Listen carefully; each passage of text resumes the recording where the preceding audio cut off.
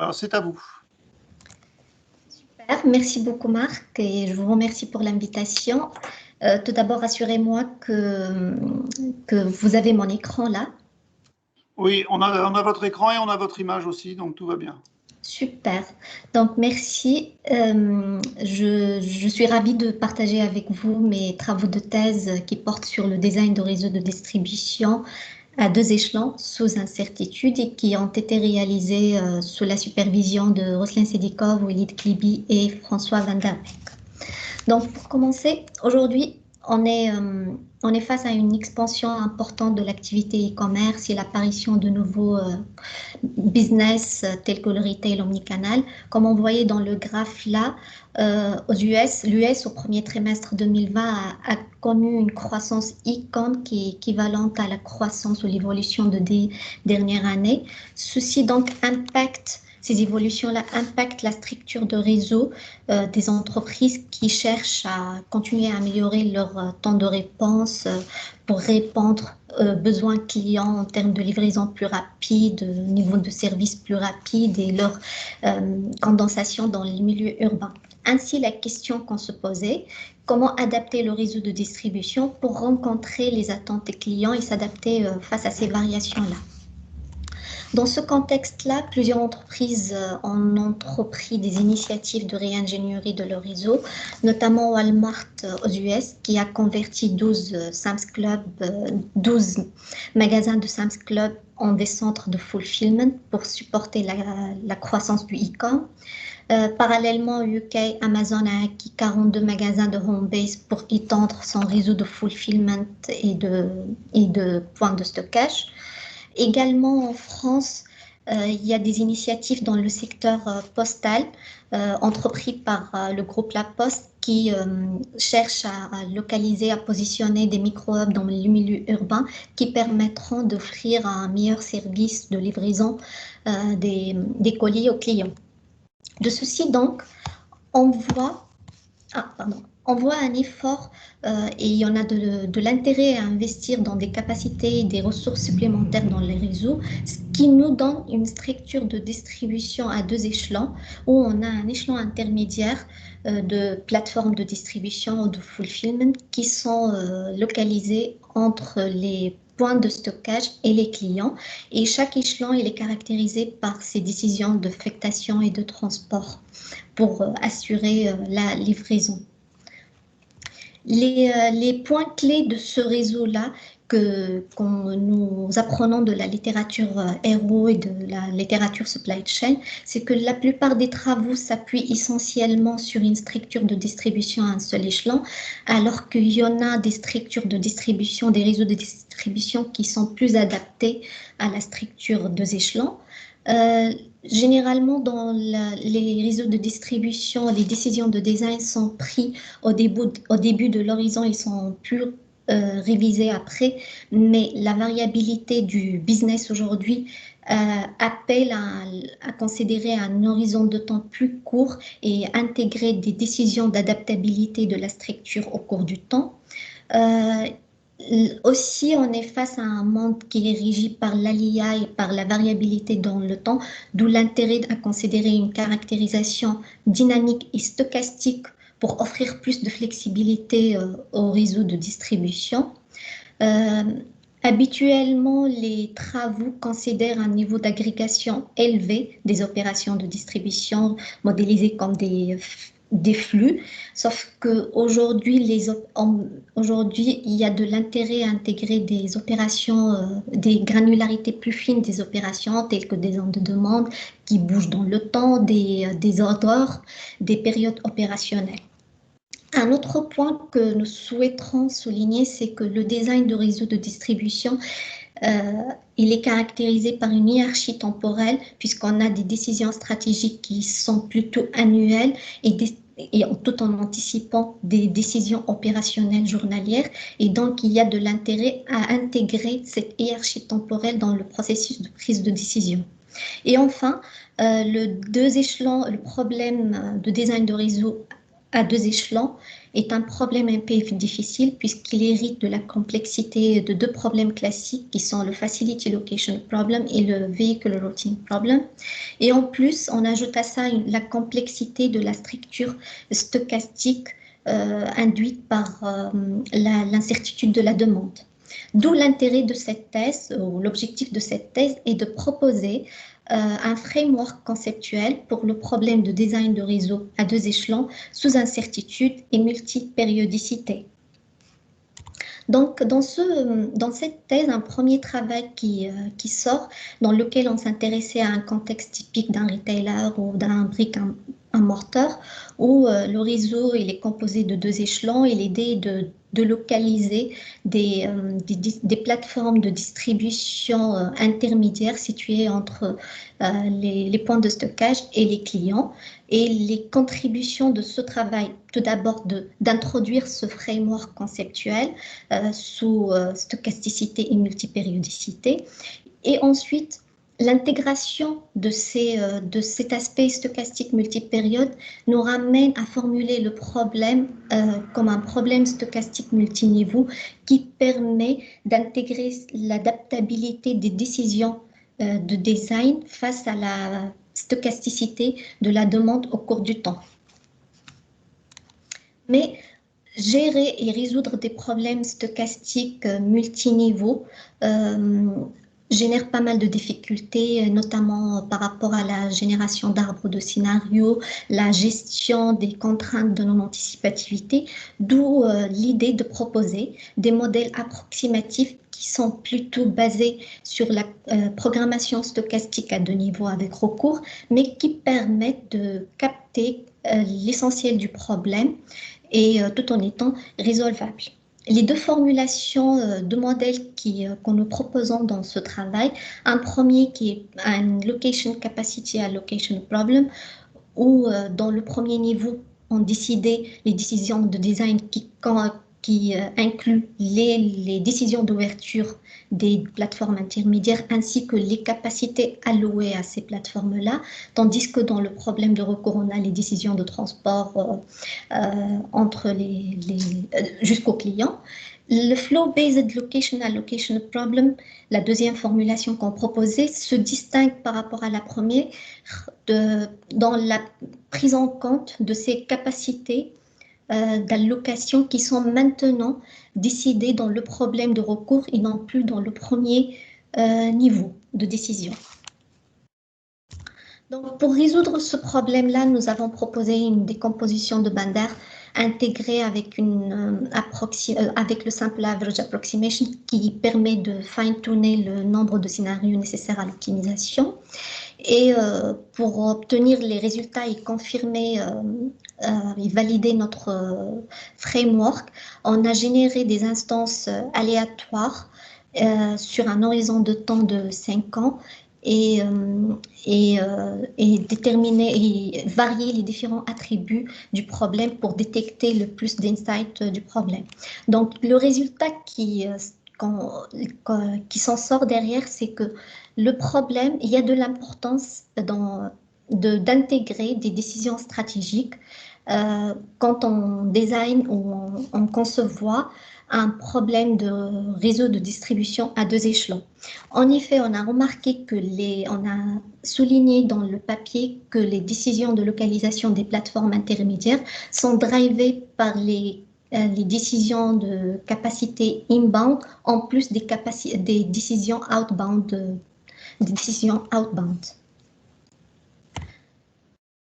L'autre résultat quand nous arrivons avec dans ce papier, c'est que la formulation stochastique à deux niveaux permet de capter le dynamique dans ce problème-là, où dans la formulation LCA, le problème, on a les capacités de décision qui sont ajustées d'une période à une autre, et ceci offre derrière une flexibilité, une robustesse au problème pour se prémunir contre des pires scénarios, mais mauvaise réalisation de la demande.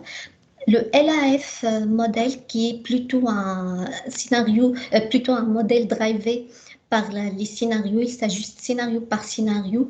Il est beaucoup plus précis en termes de modélisation des opérations de distribution, mais ceci arrive au prix d'aucune flexibilité en cas de pire scénario.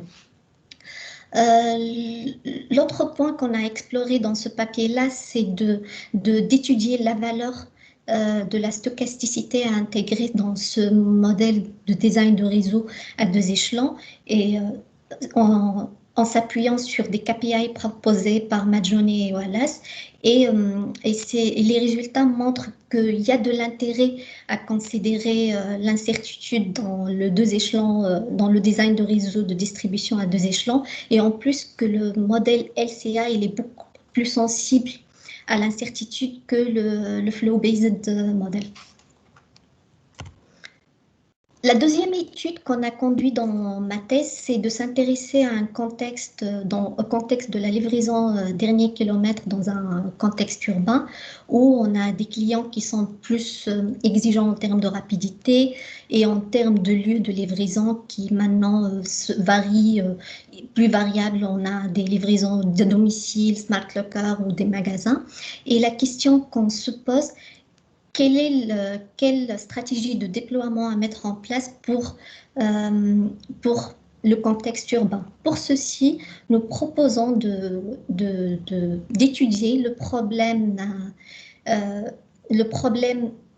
location routing problem à deux échelons, sous incertitude et multipériodicité, où l'idée de décider les localisations des warehouses et des plateformes de distribution intermédiaires, tout en déterminant les décisions de capacité et les décisions des routes multistop dans le deuxième échelon.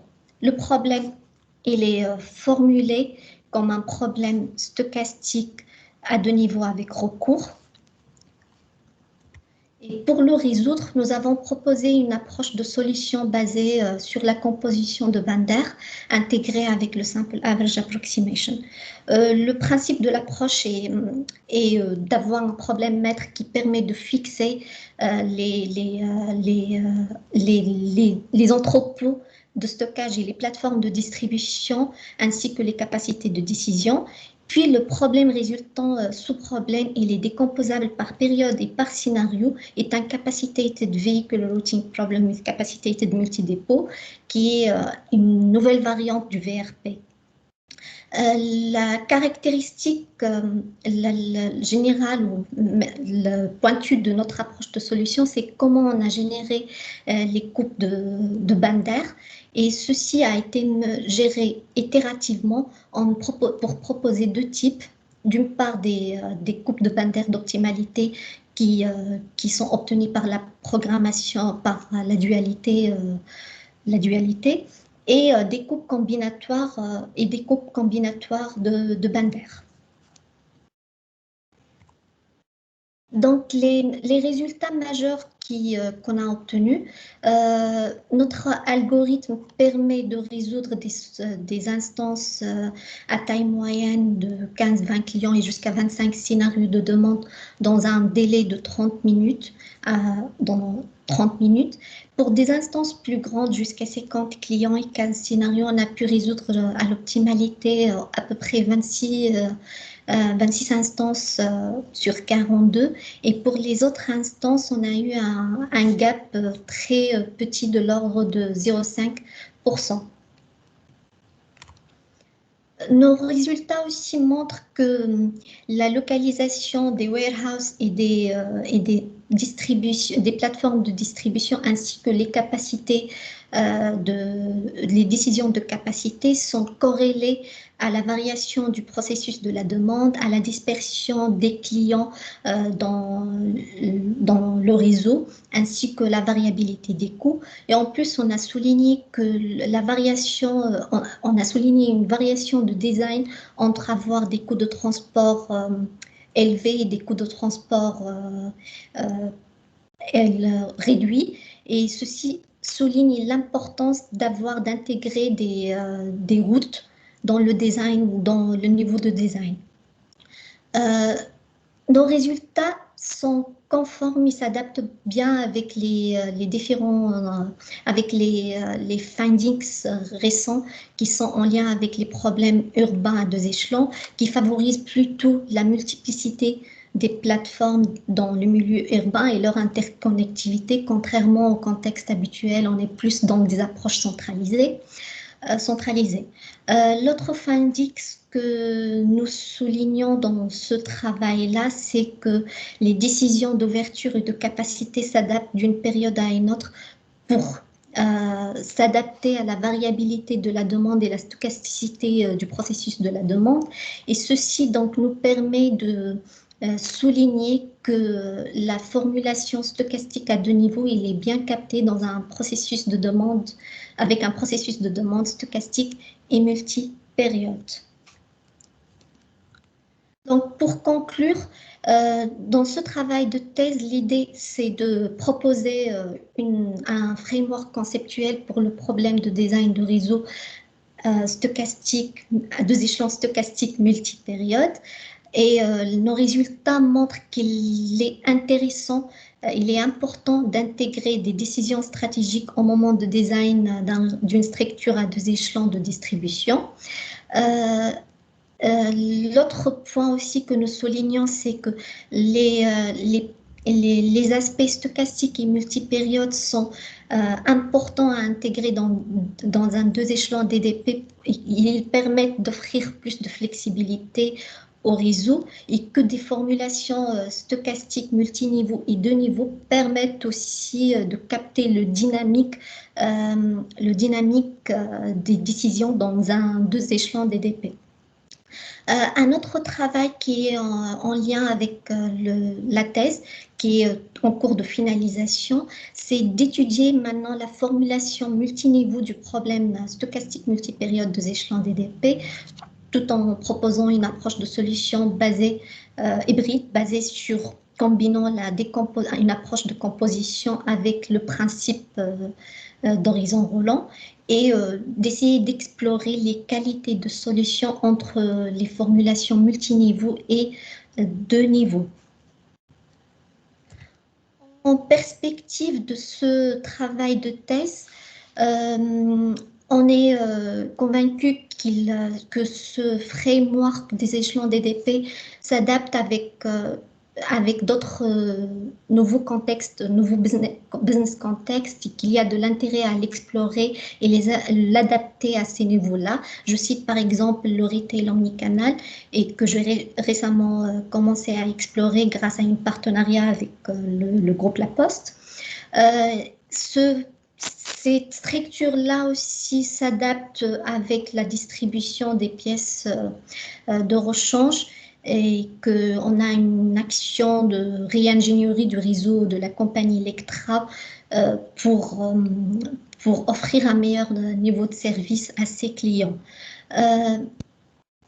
D'autres contraintes spécifiques peuvent être intégrées à ce framework-là, telles que des contraintes de synchronisation dans les dépôts intermédiaires ou bien avoir des transferts entre les DP, entre les dépôts intermédiaires ou ajouter des pick-up lockers dans le 2e échelon et voir comment ça influence, ça impacte le réseau. Et donc, pour finir, là, c'est la liste des publications et je vous remercie pour votre attention. Merci beaucoup, Imen, pour avoir tenu les temps et pour cette présentation. Je vais tout de suite donner la parole à Claudia Archetti et Philippe Lacombe. Donc, dans l'ordre, Claudia Archetti, qui va vous poser des questions. Elles seront en anglais, ça ne devrait pas poser de problème, je suppose. Non, il n'y a pas de souci. Voilà, Claudia, s'il te plaît. Okay, thank you, Mark, and thank you, Imen, for the very nice presentation, and congratulations for the excellent job and for the excellent thesis. Yeah, so I have a couple of comments or questions that I would like to discuss with you right now. Going sequentially on the basis of the works that you have presented during your presentation. So concerning the first part of a talk, which is the one in which you have the network in which both the first and the second echelon you have direct trips, right, between let's say the starting and then the point of the trip. Okay, there you mentioned that you initially have a multi-stage stochastic programming problem that you approximated through a two-stage stochastic programming problem, and then you proposed a Benders decomposition approach to solve the two-stage stochastic programming problem. So my questions related to this are two. The first one is whether you have an estimation or you've made a study on what is the potential, let's say, loss that you might have in approximating the problem through a two-stage stochastic problem with respect to the original multi-stage. This is my first question. And instead, the second one is more methodological, let's say. Do you think that your the methodology that they are proposing here, which is based on Benders decomposition, could be adapted to the problem modeled as a multi-stage stochastic problem? So these are my first two questions. Then I have some others on the second part, but I will leave it. Okay. Thank you, Claudia, for the question. So, yeah, to start with, I first introduced the global framework of the network. Then we started studying step by step the problem, modeling, let's say, simple version of the problem, and then we go back to more complete version with roots in the second part that we will come up. So here we believe that the integration of multi-period and stochastic settings into two-echelon network design problem will lead to a multi-stage problem. Since we have one decision that is made, then we have the realization of the demand. That's why we need to revise the decision according to the realization of the demand, and this calls for the multi-stage dynamics. Again, we know that in the literature of stochastic programming, dealing with stochastic problem, multi-stage stochastic problem for large instance, it's hard to solve. There is some efforts, tentatives to solve these problems, but still need more effort. So we started by approximating the problem, proposing some approximation in which we still capture the dynamics of this decision. So the design decisions still multi-period. They are all of them taken in the first period, but stage, sorry, but they are taken in a multi-period basis. And this helps to capture the dynamics of the problem, and then it was confirmed by the variability of the design, variability of the decision over the planning horizon with the results. Second, this is why the second question is related to what may be the gap between solving a two-stage and multi-stage and the variability of the solution. This is the main focus that we want to explore in the third part. That's still an ongoing work, so I don't have the main results that I can pronounce, but we wish that we come up that two-stage still helpful and gave a good approximation of the good information on the design. Okay, thank you. Then I will just do a short question to leave some time also for the second discussant. Moving instead to the second, or at least the second problem that you presented us today, which includes the routing part. I mean, the results are impressive because the problem is extremely difficult in itself, and you were able to solve instances of, I would say, large size given the complexity and given the fact this is an excel solution approach. So my question is, have you, let's say, kind of evaluated the performance of your complex solution algorithm also on the more classical deterministic version of the problem? Good question. Thank you, Claudia, again. We directly tackled the stochastic problem, but if I can make some analogy with the first paper, in the first paper we put too much effort in exploring the value of stochasticity, and this comes at the price to solve deterministic and then solve stochastic and compare, calculate some KPIs and check what gives as information, and this was confirmed in the first paper. That's why we didn't put too much effort in the deterministic version to explore it and say the value of stochasticity. But the variability of design again confirm that there is a need to integrate this stochasticity and multiperiodicity in the design. Okay, thanks. Welcome. Philippe, mais rapidement, parce qu'on a déjà l'autre candidat qui attendait. Je vais juste demander quelques précisions.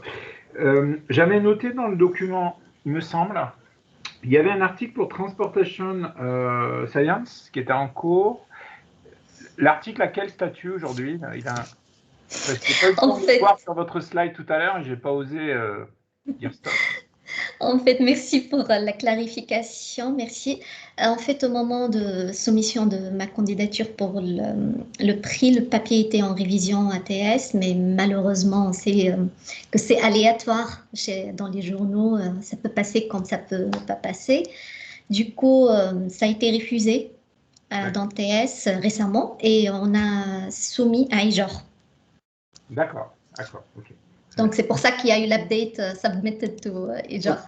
D'accord, très bien, il n'y a pas de souci.